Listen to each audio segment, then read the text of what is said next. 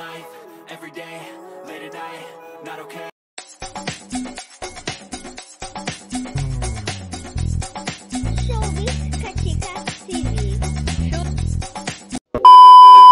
Hello mga kachika!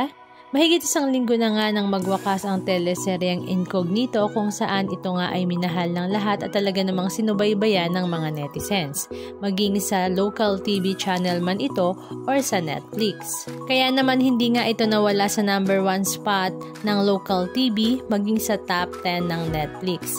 Ganun pa man ay hindi pa rin nga makaget over ang mga netizens, lalong-lalo na nga ang mga fans ng Incognito sa naging ending nito dahil nga kung paano nagwakas ang buhay ng isa sa mga main cast nito na si Baron Geisler, aka Miguel Tecson or Doc Miguel or Jaguar.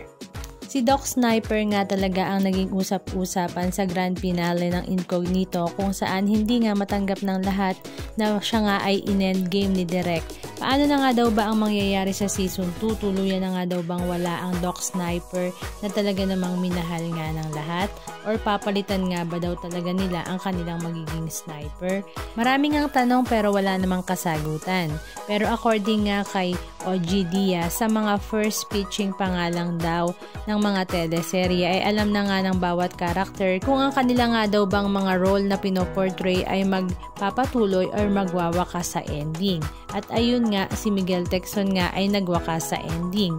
Pero kakaiba nga ang kanyang pagwawakas dahil very heroic nga at talaga namang hinangaan nga ng lahat.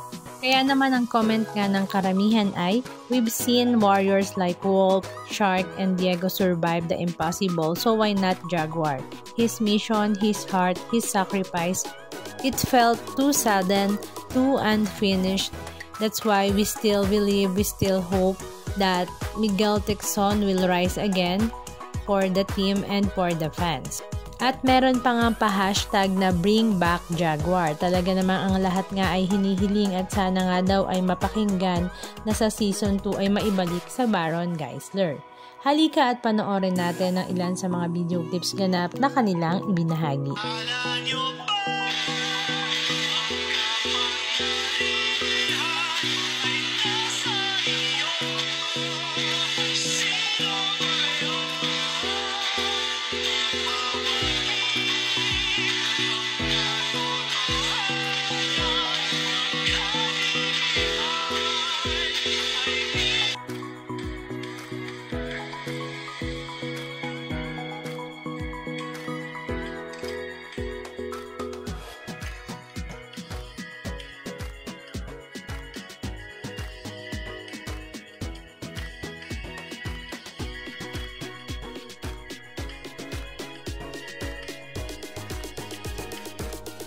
Anong masasabi nyo mga kachika? Just comment down below.